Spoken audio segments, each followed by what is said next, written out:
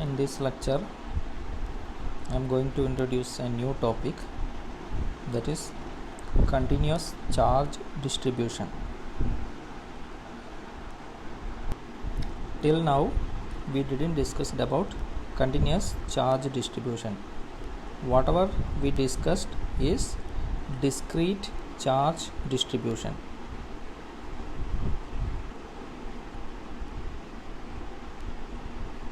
Okay. So what is the difference between discrete charge distribution and continuous charge distribution? I will explain here. Imagine that you are having an object. In reality, what happens is any object is made up of a large number of charged particles. Okay, so if you consider an object, there will be charged particles. So many charged particles which are arranged continuously in the material. Okay, like this, if all these are charged particles, this material is actually made up of so many charges, so that you can see charges are continuously distributed.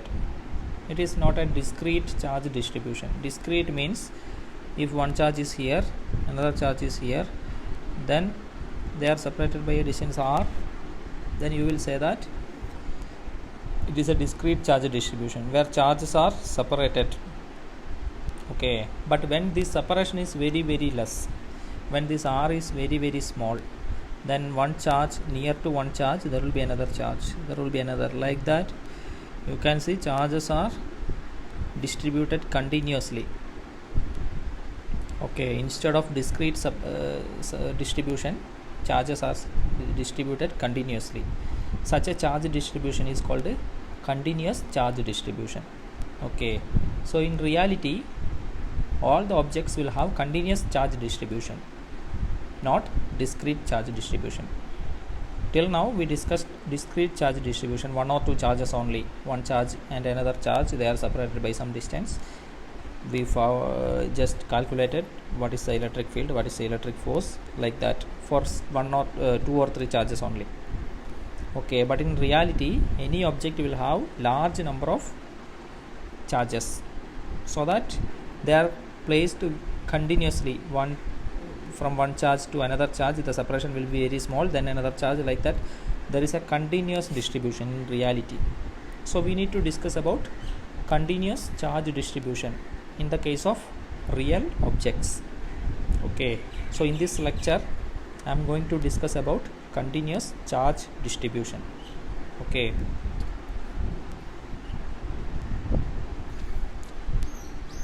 when we discuss about continuous charge distribution for an object, we need to discuss three different terms.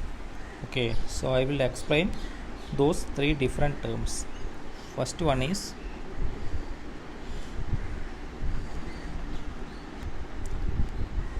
linear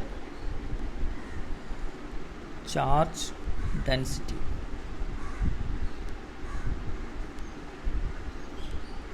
It is represented by the letter lambda.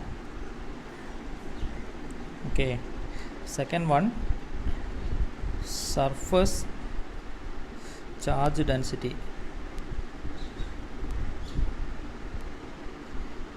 It is represented by the letter sigma.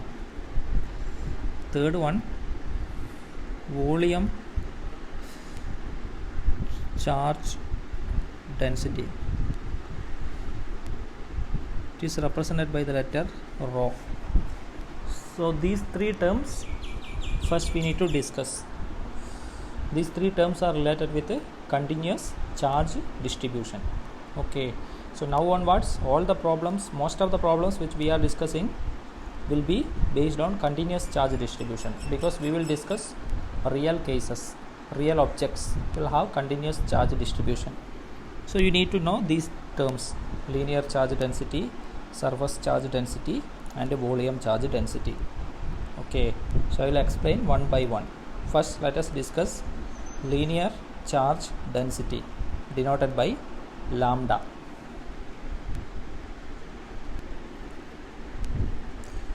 Linear charge density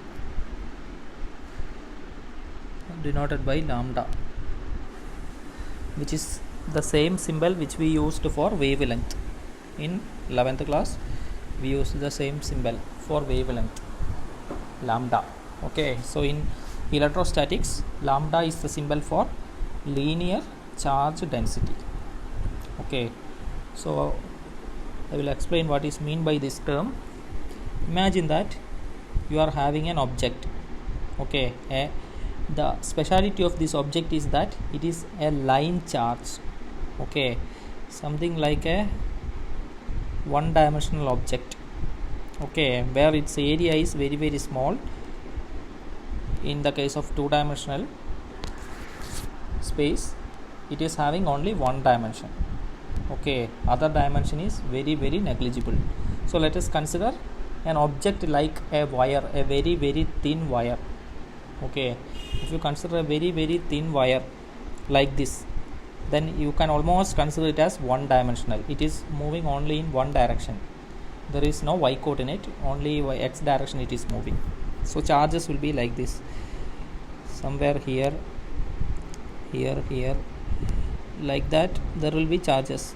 Okay, these charges will be continuously distributed. In between also there will be charges. You can't see any gap. All the places there will be charges, but you can see the charges are distributed in one single direction. It is only in one direction. Okay, so we can say almost it is one dimensional object, like a wire. Okay, a wire, a very thin wire, can be approximated to a one dimensional object. Okay, where charges are only distributed in one direction, one particular direction, either in this direction, or if you take this object and if you keep this object like this, then charges are distributed again in only in one direction, but the direction is like this. Okay, so this is a wire. A wire is an example which you can take, very thin wire which you can take to explain linear charge density. Now consider this wire. In that wire, consider a very small length, a very small length. Actually, if you consider only that much of length of the wire, okay, so you are taking only that much of length, that is this much of length of wire you are considering. In that length you can see there are some charges. In my case there are 3 charges. Okay, in a particular length, let us consider that the length is dl. In a dl length, okay, dq charges, let us say this, there are 3 charges, let us consider that it is dq.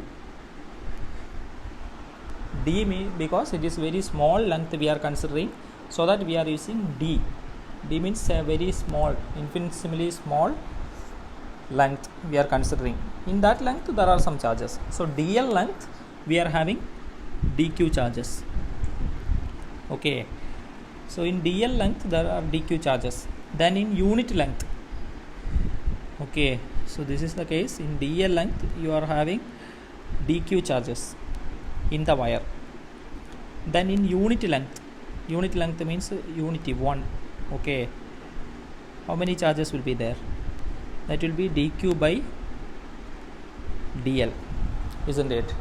So in a unit length of the given wire there will be dq by dl charges, isn't it? Because in dl length there are dq charges in the given wire. Then in unit length there will be dq by dl number of charges. So linear charge density is defined as, linear charge density is defined as the number of charges present in unit length. This is the definition for linear charge density, the number of charges present in unit length. Here you got the equation. In dl length there are dq charges, so in unit length there will be dq by dl charges. isn't it? So you are getting this dq by dl. So this dq by dl is nothing but number of charges present in unit length, and this is defined as linear charge density lambda. So the equation for lambda is dq by dl. The definition is number of charges present in unit length of a given object. I hope it is clear. So this is the definition for lambda. Okay, here we took the example of a wire. In dl length there are dq charges, then in unit length there will be dq by dl charges. If we consider an example, let us say this is some 3 centimeter. This region is some 3 centimeter. In 3 centimeter there are 3 charges. In reality it will not be 3 charges, there will be 30,000 or 40,000 charges in very small length. Okay, even lakhs of charges will be there, but we are just taking a general case. 3 centimeter 3 charge, then in 1 centimeter there will be 3 by 3, that is 1 charge. Okay, so instead of 3 centimeter, if you consider only 1 centimeter, then there will be 1 charge. Then this is called lambda, number of charges present in unit length. That unit length can be 1 centimeter, 1 meter, etc. depends upon the object. Okay, but it must be unity. We will define whether it is in SI unit or any other unit. Depends upon that. The unit length will change from centimeter to meter or something else, but it must be unity, it must be 1. Okay, so lambda is defined as, here you are getting lambda is equal to 1 charge per centimeter. So 1 charge per centimeter is the lambda value in the given example. Okay, number of charges present in unit length, it is defined as linear charge density denoted by lambda. Equation is dq by dl. Now in the similar way we can discuss surface charge density also.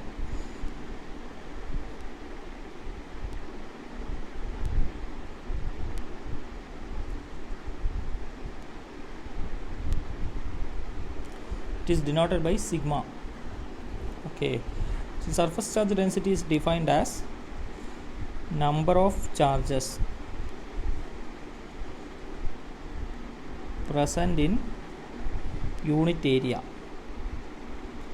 Linear charge density is the number of charges present in unit length, whereas surface charge density is the number of charges present in unit area. Okay, surface charge density, there is a word surface, so it is a 2-dimensional object. Consider a 2-dimensional object just like a plain sheet.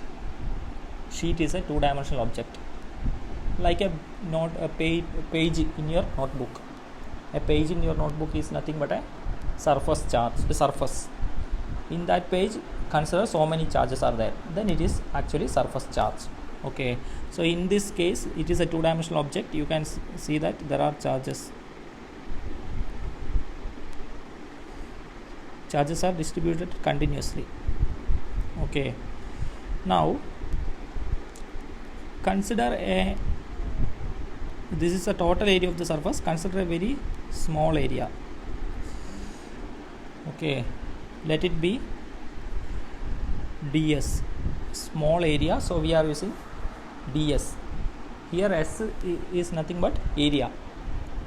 Okay, surface area, so that I am using the letter s. It is actually area, please remember. Okay, so there is a small area ds. If you consider, let us say there are dq charges. In that small area ds, we are considering a very small area ds. In that ds there are dq charges. So in ds area there are dq charges. Then in unit area,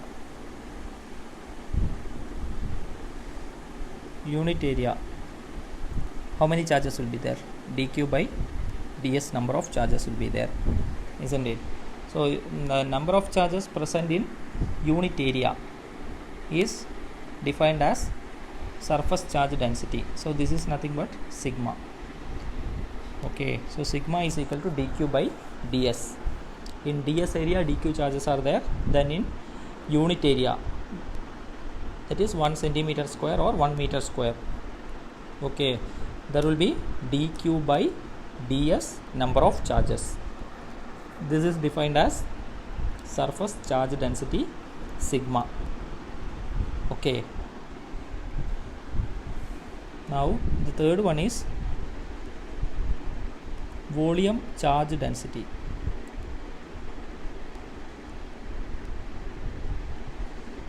Volume charge density, it is denoted by rho.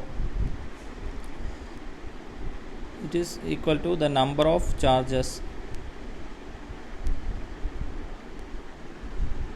present in unit volume. Okay, here it is number of charge present in unit volume. Volume means it must be a three-dimensional object. So consider a three-dimensional object. I am considering a shape like a cube. A three-dimensional object I am considering like a cube, cubical box. There are charges.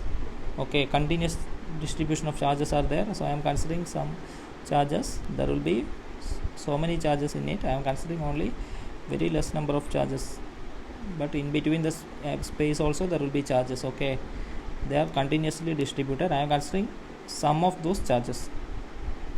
So if this is the case, now consider a small volume inside the cube. Consider a very small volume.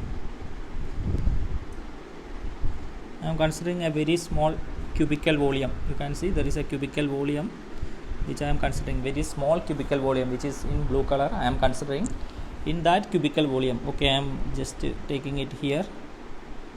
This is my small cubical volume which I considered inside the box, and in that cubical volume some charges are there. You can see there are some charges. Okay, so let it be dv volume which I considered, small dv volume I considered. In that dq charges are there. Okay, so in my small dv volume there are dq charges. Then in unit volume, in unit volume how many charges will be there? dq by dv. Okay, so number of charges present in unit volume is defined as rho, so that you can write rho is equal to dq by dv. Rho is the volume charge density, which is nothing but the number of charges present in unit volume. In dv volume there are dq charges, then in unit volume there are dq by dv charges. This number of charges in unit volume is called volume charge density rho, isn't it? So these are the three different terms associated with continuous charge distribution. Okay, now let us find the units of lambda, sigma and rho. So you got lambda is equal to dq by dl. Okay, so what is the unit? Unit of dq is coulomb. dl means length. Length unit will be either centimeter or meter. So coulomb per centimeter or coulomb per meter. This will be the unit for lambda. Now sigma, you got the equation dq by ds.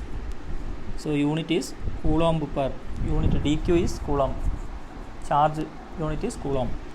ds means area. Area unit can be centimeter square or coulomb per meter square, depends upon your situation. Now rho is equal to dq by dv, that is coulomb per centimeter cube or coulomb per meter cube. So these are the units for lambda, sigma and rho. Okay,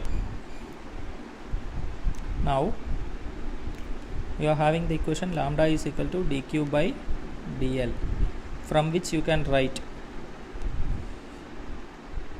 dq is equal to lambda into dl, isn't it?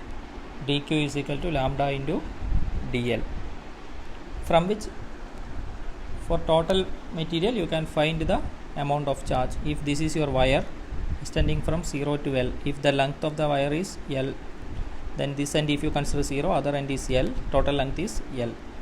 Okay, so in a very small region dq charges are there. In total region you want to find the charges.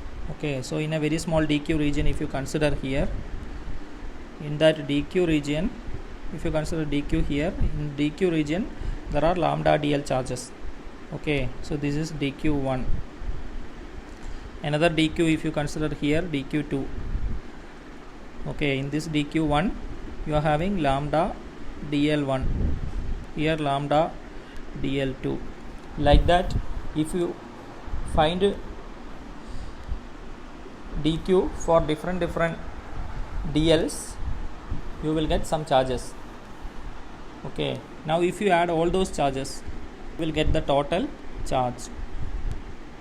Total charge q is equal to integral dq, or let us take small letter q instead of capital Q. Let us take small letter q. Integral dq, that is equal to integral 0 to L. Limit is from 0 to L because your length of the wire is 0 to L. Lambda dl. This will give you total charge, isn't it? Total charge in the given wire if its linear charge density is lambda. Okay, here lambda is linear charge density, dl is the length.